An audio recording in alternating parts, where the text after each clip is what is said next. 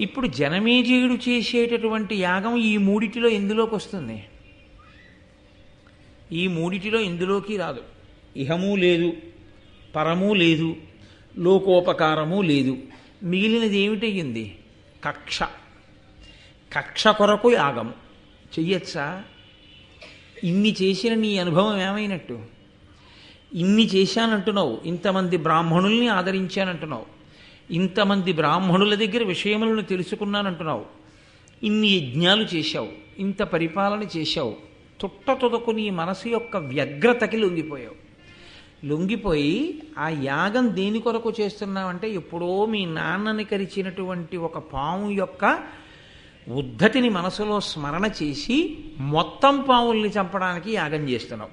పోనీ అదైనా నీ అంత నీకుగా కలిగిన సంకల్పమా? కాదు. ఉదంకుడొచ్చి ప్రచోదనం చేశాడు అటువంటి యాగం చెయ్యమని. ఉదంకుడు ఎందుకు చెయ్యాలి? ఆయన కోపం ఆయనకుంది. తక్షకుడు ఎప్పుడో ఆయనకు అడ్డొచ్చాడు. ఆ గురుపత్ని పౌష్య మహారాజు గారి యొక్క భార్య కుండలములను తెస్తుంటే ఆయన అపహరించి తీసుకెళ్ళి ఇబ్బంది పెట్టాడు అని. కాబట్టి భూతదయ లేకుండా చేసేటటువంటి యాగం ఏ ఫలితాన్ని ఇస్తుంది? కాబట్టి ఆప్ చేసేయి అన్నాడు. చాలా గొప్ప విషయం ఏమిటంటే లోకంలో తనకి తట్టకపోయినా పెద్దలు చెప్పినప్పుడు వినగలగడు. ఇదొక్కటి లేకే రావణాసురుడు పాడైపోయాడు. ఇదొక్కటి లేకే దుర్యోధనుడు పాడైపోయాడు. ఇదొక్కటి ఉండడం చంద్రవంశంలో పాండవుల యొక్క ఆస్తి. వాళ్ళకి తట్టకపోవచ్చు, కానీ కృష్ణుడు చెప్తే వింటారు పాండవులు. అలా జనమేజయుడు కూడా విన్నాడు. విని ఉత్తర క్షణంలో యాగాన్ని ఆప్ చేసేయండి అన్నాడు. ఇప్పుడు యాగం ఆప్ చేసేసిన తర్వాత అది ఒక సంఘటనగా జనమేజయుడు విడిచిపెట్టి ఉంటే వైశంపాయనుడు భారతం చెప్పడం. నేను మీతో మనవి చేసింది అది. ఎవరు జీవితంలో జరిగినటువంటి సంఘటనని పరిశీలనం చేసుకొని దాని వలన ధార్మికమైనటువంటి ఆర్తి కలిగి ధర్మము పట్ల అనురక్తి కలిగి ఒక మహాపురుషుడి పాదములు పట్టుకొని దానికి ఉపశాంతిని కోరుతాడో అటువంటి వాడికి ఒక మహాపురుషుడు దొరికి జవాబు చెప్తే వాళ్ళిద్దరి మధ్య జరిగినటువంటి సంభాషణ లోకానికంతటికీ ఉపకారం చేస్తుంది. ఇక్కడ జనమేజయుడికి ఒక్కసారి విచారణా స్థితికి వెళ్ళాడు. అసలు నేను ఎందుకు చేశాను ఈ యాగం?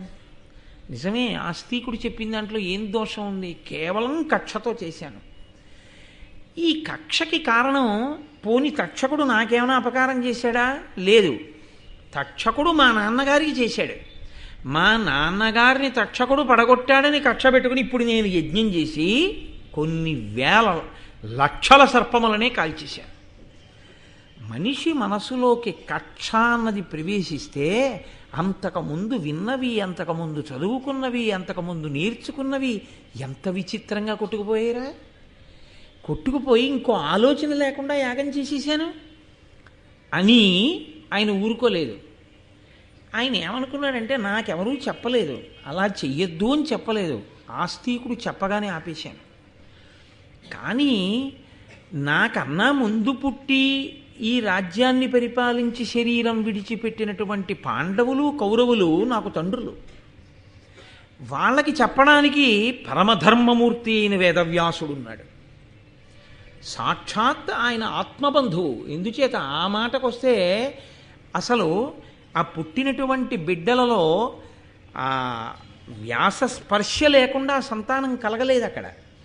కాబట్టి ఆయన వంశకర్త అయి ఉన్నాడు. అటువంటి మహాపురుషుడు ఆయన ఉన్నాడా? పెద్దరికం వహించి మాట చెప్పడానికి భీష్ముడు ఉన్నాడా? అడగకుండానే చెప్తాడు భీష్ముడు. మహాపురుషుడు ఆచార్యుడు ద్రోణుడు ఉన్నాడా? కృపాచార్యుడు ఉన్నాడా?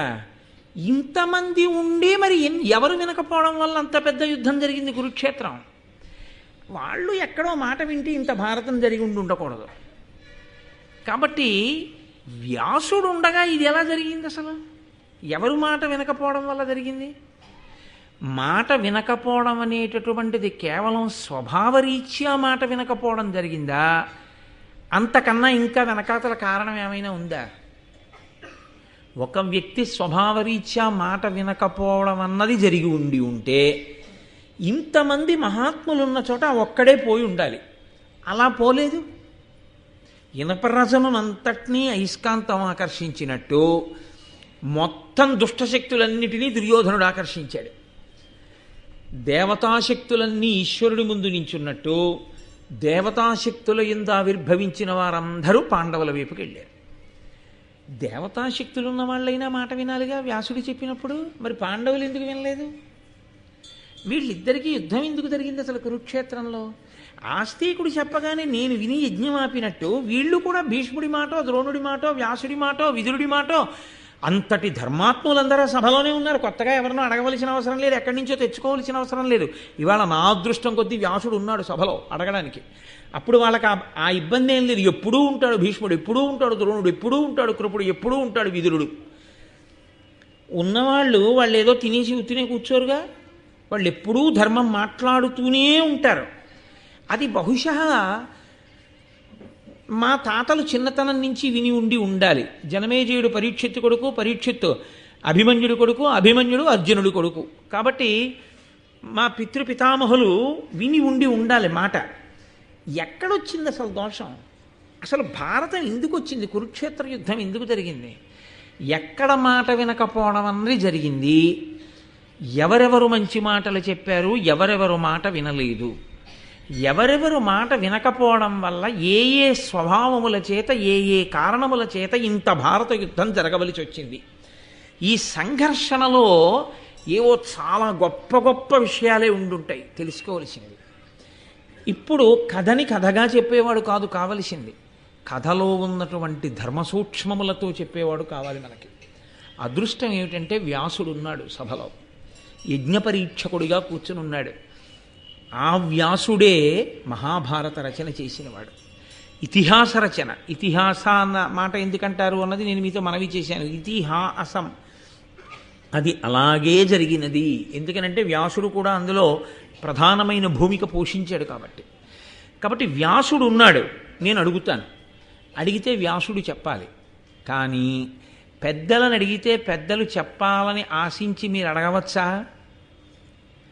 అదేం బాకీయా చెప్పాలని? కాదు. ఎందుకు చెప్పాలి? కృప కలిగి చెప్పాలి. కృప వారికి కలగాలి అంటే ఎందుకు కలగాలి? మన ఆర్తి అర్థమైతే కలగాలి. ఏదో తెలుసుకోవాలనేటటువంటి ఆర్తి అవతల వారి యందు ఉన్నది అంతే. గురువుగారు మాట్లాడడానికి అంతకన్నా ఇంకొక విషయాన్ని ప్రాతిపదికగా తీసుకోరు. గురువుగారు మాట్లాడేది దేనికి మాట్లాడతారు అంటే కేవలముగా శిష్యుని యొక్క ఆర్తి చూసి మాట్లాడతారు. ఆవు పాలు ఎందుకు వదులుతుంది? తాను గడ్డి తిని నెమరు వేసి తయారు చేసిన పాలు కడుపులో పెట్టుకొని శిరములలోకి విడవకుండా పొదుగులో దాచుకున్న ఆవు ఏ కారణానికి పాలని విడిచిపెడుతుంది? ఆకలితో ఉంది దూడ అని గుర్తేమిటంటే పలుపు విప్పగానే పరుగెత్తుకెళ్ళి పొదుగులో 2 గుద్దులు గుద్దితే చాలు విడిచిపెట్టేస్తుంది. పొదుగులో 2 గుద్దులు గుద్దిన దూడకి పాలు విడిచిపెట్టకుండా ఉండలేని ఆవులా ఆర్తితో పాదములు పట్టుకున్నటువంటి శిష్యుడి వంక చూసి చెప్పకుండా ఉండలేక గురువు చెప్తాడు. కాబట్టి నాకిక్కడ వ్యాసుడు ఉన్నాడు, నా ఆర్తి ఆయనకు అర్థమైతే చాలు మాట్లాడతాడు.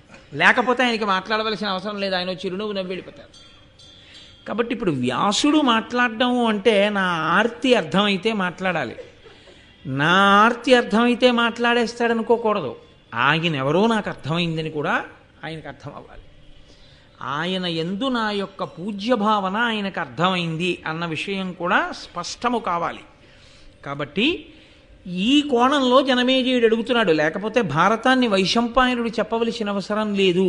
మీరు ఏదైనా సరే ఒక గొప్ప గ్రంథం కానీ ఒక గొప్ప చరిత్ర కానీ ఆవిష్కరింపబడుతుంటే దానికి కారణమేది అన్నది తెలుసుకుంటే ఒక ప్రయోజనం ఉంటుంది. మనం కూడా జీవితంలో అలా ఊహించుకోవడం అలవాటు అవుతుంది.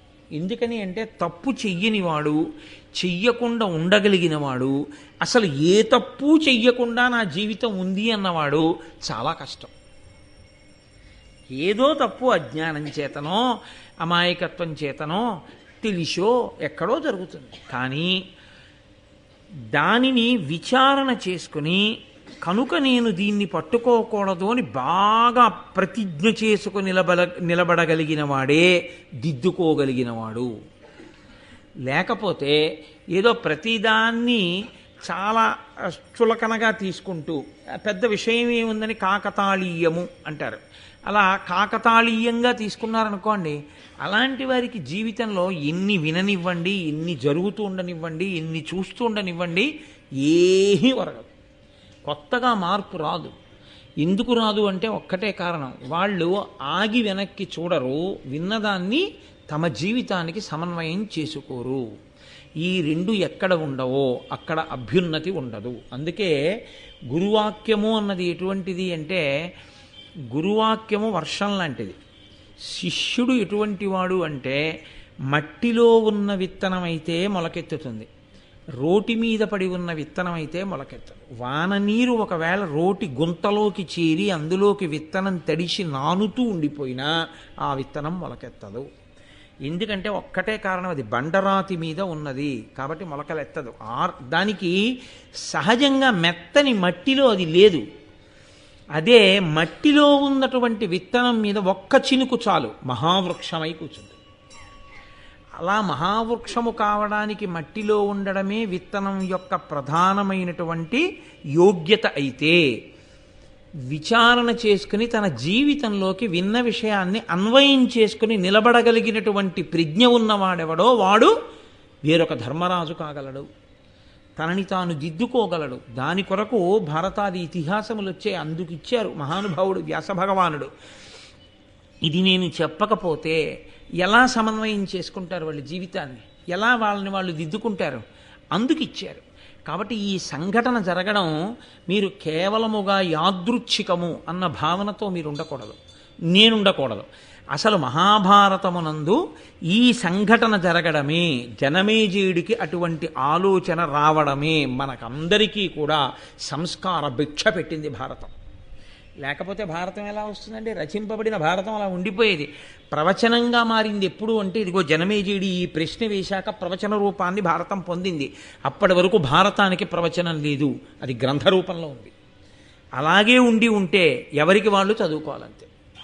ప్రవచన రూపంలోకి ఎప్పుడు మారిందంటే, ఇదిగో జనమేజయుడు వేదవ్యాసుని యొక్క పాదములు పట్టుకుని ఈ ప్రశ్న అడగడం ప్రారంభం చేస్తే అప్పుడు ఆ మహాభారతం ప్రవచన రూపంలోకి మారింది. కాబట్టి అయ్యో, నిజంగా ఆస్తిక మహర్షి వచ్చి రక్షించింది పావుల్నా, ఆస్తిక మహర్షి వచ్చి రక్షించింది నన్ను రక్షించాడు, నాకు అమృతం పెట్టాడు. లేకపోతే ఎంత పాపం చేసుకుంటూ పోదునో, ఎంత కక్షతో ఈ యాగం చేద్దునో, చివరికి ఏమి సాధించానని నేను అనుకోవాలి. అలా కాకుండా నన్ను రక్షించాడు మహానుభావుడు. ఇది ఆయన మనస్సులో ఉన్న మాట. కాబట్టి ఆయన సభలో ఉన్నటువంటి వేదవ్యాసుణ్ణి చూసి పరమబ్రహ్మనిధిన్ పరాశరసుతున్ బ్రహ్మర్షి ముఖ్యున్ దయాపరు కౌరవ్య పితామహున్ జనహిత ప్రారంభు కృష్ణాజినాంబరు నీలాంబుదవర్ణ దేహు అనురూపప్రాంశు ఉద్యద్దివాకర రుక్పింగ జటాకలాపు గత రాగద్వేషు నిర్మత్సరు. వ్యాసుడన్న మాట ఒక్కటే వదిలిపెట్టేసి, ఆయన పేరు విడిచిపెట్టేసి జనమేజయుడి గుండెలో వ్యాసుణ్ణి తీసుకొచ్చి చెప్తున్నారు మనకి.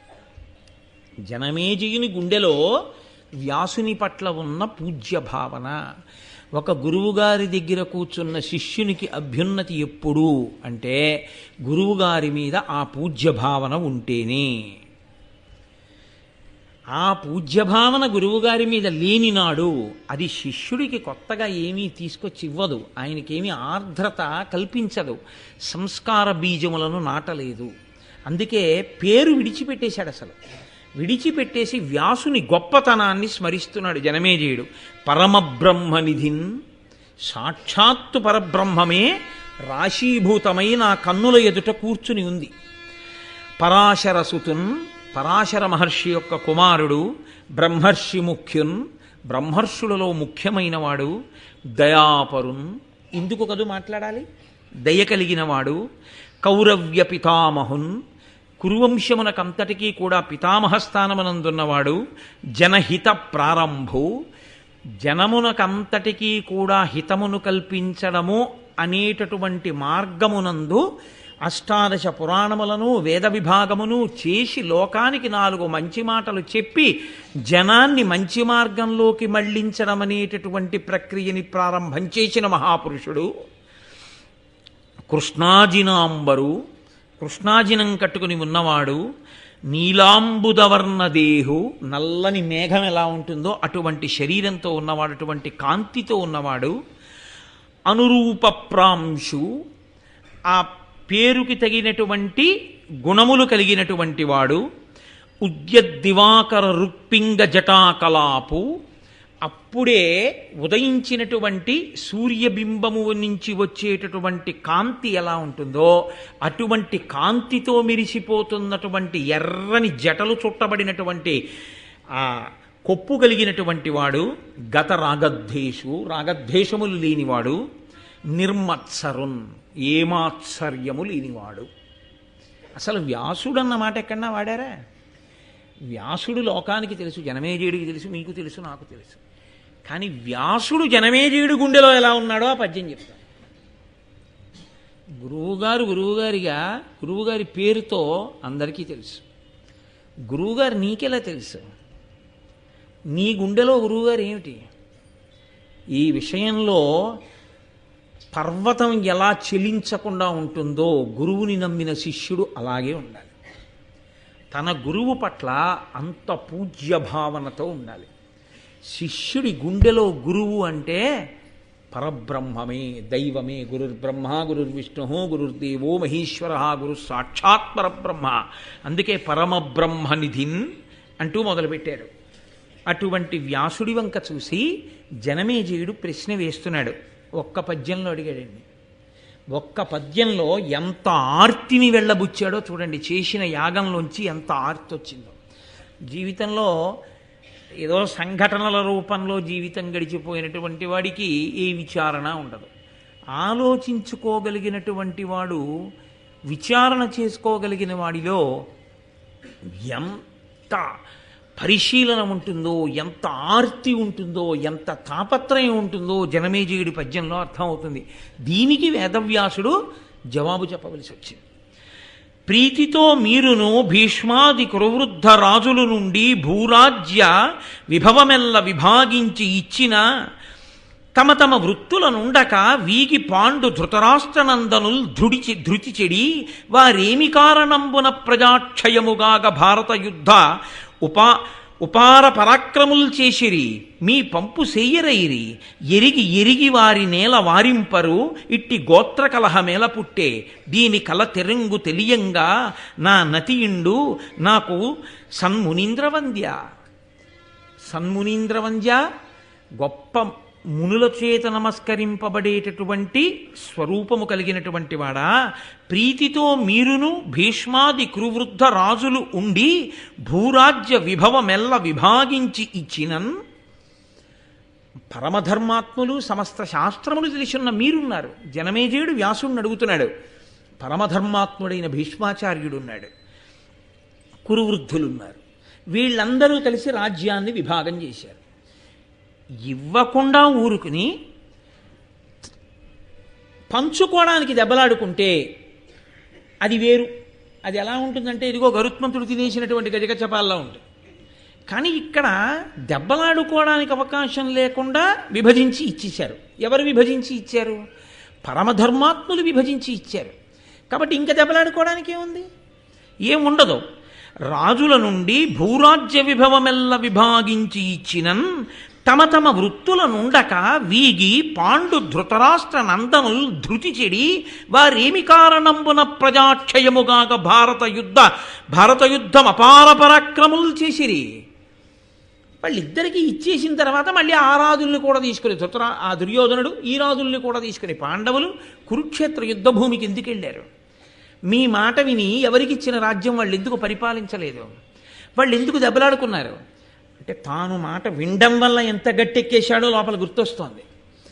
కాబట్టి అసలు ఎందుకు వాళ్ళు యుద్ధం చేస్తే ఎందుకంత ప్రజాక్షయం అయిపోయింది? ఎందుకంతమంది చచ్చిపోయారు? భారత యుద్ధం అపార పరాక్రములు చేసిరి, మీ పంపు చెయ్యరేరి. మీరు చెప్పిన మాట వాళ్ళు ఎందుకు వినలేదు? ఎరిగి ఎరిగి వారి నేల వారింపరు, ఇట్టి గోత్ర కలహం ఎలా పుట్టే? బంధువుల్లో ఇంత కలహం ఎందుకు వచ్చింది? వాళ్ళని ఎవరూ ఆపలేకపోయారా? దీని కల తెరంగు తెలియంగా అనతియుండు నాకు సన్మునీంద్ర వంద్య. ఇవన్నీ నాకు తెలుసుకోవాలనుంది. కాబట్టి నాకు అసలు ఈ గొడవలు ఎందుకు వచ్చాయి, ఎందుకు మాట వినలేదు మీ వంటి పెద్దలు ఉండగా? ఎంత అంటే పెద్దల మాట విని ఉండి ఉంటే అన్నదొకటి జనమేజయుడిలోకి వచ్చిందా లేదా జరిగిన సంఘటనల వల్ల? చాలండి, గట్టెక్కిపోయాడు అంతే జనమేజయుడి జీవితంలో. తెలియక తప్పు చేయడం తప్పు కాదు, తెలిసున్నవారు చెప్పినప్పుడు దిద్దుకోవడం గొప్ప. అది వచ్చేసింది జనమేజయుడికి. ఇది మా పూర్వీకులు ఎందుకు చేయలేదని వేస్తున్నాడు ప్రశ్న. ఇప్పుడు ఈ ప్రశ్న అడిగితే మహానుభావుడు వ్యాసుడు నోరు విప్పి ఒక్క మాట మాట్లాడలేదు. ఆయన వైశంపాయనుడి వంక చూసి అన్నాడు, నువ్వు చెప్పు అన్నాడు. ఏం అలా ఎందుకనాలి అంటే, ఆయన మహాభారత రచన చేసి కూర్చోబెట్టుకుని మొట్టమొదట తన శిష్యులకి చెప్పాడు. సుమంతుడు, పైలుడు, వైశంపాయనుడు, జైమిని వీళ్ళని కూర్చోబెట్టుకుని చెప్పాడు. శిష్యులు గురువు దగ్గర వినడము అంటే ఎలా వినాలి? పరమ జాగ్రత్తతో వినవలసి ఉంటుంది. ఎక్కడ ఏమాత్రం జారిపోతే వెళ్ళిపోతుందో అని అంత జాగ్రత్తగా విని ఉండి ఉంటే తడువుకోవలసిన పని లేదు. నువ్వు వెంటనే చెప్పగలిగి ఉండాలి భారతాన్ని. కాబట్టి గురువు మాట్లాడినా, గురువు గారి పనుపున శిష్యుడు మాట్లాడుతున్నా ఇంకంతకన్నా అదృష్టం ఏముంది? గురువుగారు పక్కన కూర్చుని శిష్యుడిని మాట్లాడు అన్నారనుకోండి, శిష్యుడు మాట్లాడుతుంటే గురువు ఎంత పొంగిపోతారు. ఓ, నేను చెప్పింది వీడు బాగా విన్నాడు, అందుకే ఇలా చెప్పగలుగుతున్నాడు. కాబట్టి నువ్వు చెప్పు, భారతం చెప్పు జనమేజయుడికి. ఇప్పుడు మీరు ఒక్క విషయం ఆలోచించాలి. ఇక్కడి నుంచి భారతంలో శ్రోత వక్త మారుతున్నారు. ఇప్పటి వరకు ప్రవచనం చేసింది సౌతి, ఇప్పటి వరకు విన్నవాళ్ళు నైమిషారణ్యంలో శౌనకాది మహర్షులు. ఇంకా ఇక్కడి నుంచి ప్రవచనం చేస్తున్నవాడు వైశంపాయనుడు, వింటున్నవాడు జనమేజయుడు, కూర్చున్నవాడు వేదవ్యాసుడు. అంటే మొదట ఎవరు చెప్పారని సౌతి చెప్తున్నట్టు ఈ సంఘటన సౌతి చెప్తున్నాడు. కాబట్టి మొట్టమొదట మహాభారతాన్ని వ్యాస సమక్షంలోనే ప్రవచనం చేసినటువంటి ఘనత వైశంపాయనునకు దక్కింది. వైశంపాయనుడు భారతాన్ని ఏ కారణం వల్ల వ్యాసుడి యొక్క పాదాల దగ్గరే నిలబడి తడువుకోకుండా అంత గొప్పగా భారతాన్ని చెప్పగలిగాడు? ఒకే ఒక్క కారణానికి చెప్పగలిగాడు. ఏ కారణానికో తెలుసా అండి? తన గురించి ఒక్క పద్యం కూడా చెప్పకపోవడం వల్ల. ఇది భారతంలో పరమరహస్యం. ఇంత భారతాన్ని ప్రవచనం చేసినటువంటి వైశంపాయనుడు తన గురించి కానీ, తన తల్లిదండ్రుల గురించి కానీ ఇంత భారతము చెప్పినటువంటి వాడు ఈ వైశంపాయనుడు అని ఎక్కడా చెప్పలేదు. ఆయన భారతం చెప్పే ముందు చేసిన పని ఏమిటంటే, గురువుగారు భారతం చెప్పు అనగానే వేదవ్యాసుడి పాదముల దగ్గర సాష్టాంగ నమస్కారం చేశాడు. చేసి, గురువర్యా మీరు ఆనతిచ్చారు అంటే కార్యం జరిగిపోయినట్టే, ప్రవచనం చేస్తాను, మీరు శాసించినట్లే భారతం చెప్తాను. వ్యాసుడి గురించి చెప్పాడు తప్ప అసలు తన గొప్పతనం ఎక్కడా ఆయన మాట్లాడలేదు. వ్యాసుడికి నమస్కారం చేసి వ్యాసుడి గొప్పతనాన్ని, భారతం యొక్క గొప్పతనాన్ని చెప్పాడు. సంక్షేపంగా ఒక్కసారి మహాభారతాన్నంతటినీ చెప్పేశాడు. చెప్పేసి ఆర్తి కలిగిన శిష్యుడైతే ప్రశ్న వేస్తే వివరణ చెయ్యాలి. వేదవ్యాసుని యొక్క గొప్పతనాన్ని చెప్పాడు. మహానుభావుడయ్యా ఈ వ్యాసుడు. ఈయనే అష్టాదశ పురాణములను ఇచ్చాడు, ఈయనే పంచమవేదమైనటువంటి భారతాన్ని ఇచ్చాడు, ఈయనే వేద విభాగం చేశాడు. అటువంటి వ్యాస మహర్షి పనుపున నేను ఇదిగో ఈ భారతాన్ని ప్రవచనం చేస్తున్నాను. అదొక్కటే మాట. తన గురించి ఒక పద్యాన్ని వైశంపాయనుడు చెప్పలేదు. అంటే అసలు మహాభారత ప్రవచనాన్ని వినేటటువంటి శ్రోత ఒక విషయాన్ని బాగా దృష్టిలో పెట్టుకుని ఉండాలి. వైశంపాయనునకు అంత కీర్తి, శాశ్వతత్వము దేనివల్ల కలిగాయి? సొంతంగా ఏది చెప్పాలా, వ్యాసుడు చెప్పిందే చెప్పాడు. కానీ వ్యాసుడు చెప్పింది చెప్పడం వల్ల నేను ధన్యుండనుకుని చెప్పుకుని శాశ్వతుడైపోయాడు తప్ప నేను ఫలానా అని చెప్పుకుని చెప్పలేదు. భగవత్ సంబంధమైనటువంటి విషయాన్ని ప్రవచనం చేసేటటువంటి వాడికి ఉండవలసిన ఏకైక అర్హత ఆ భగవంతుని యందు నిరతిశయమైన భక్తి, భగవత్ కథ రచన చేసినటువంటి ఋషి పాదముల యందు భక్తి. తన గురించి తెలియవలసిన అవసరం లేదు. భారతం మీద ప్రసంగాలు కోటేశ్వరరావు గారు చేస్తున్నారు అంటే కోటేశ్వరరావు గారి బయోడేటా ఏమిటి అన్న విషయాన్ని నేను చెప్పక్కర్లేదు, మీరు వినక్కర్లేదు, అనవసరం. నేను వ్యాస హృదయాన్ని ఏమైనా చెప్పగలనా? వైశంపాయన హృదయాన్ని చెప్పగలనా? నేను నన్నయ్య గారి హృదయాన్ని ఏమైనా నేను చెప్పగలనా? అలా చెప్పగలిగితే, నేను పరమభక్తితో వాళ్ళకి నమస్కారం చేసి కూర్చోగలిగితే అదే నాకు భారతం చెప్పడానికి అర్హత.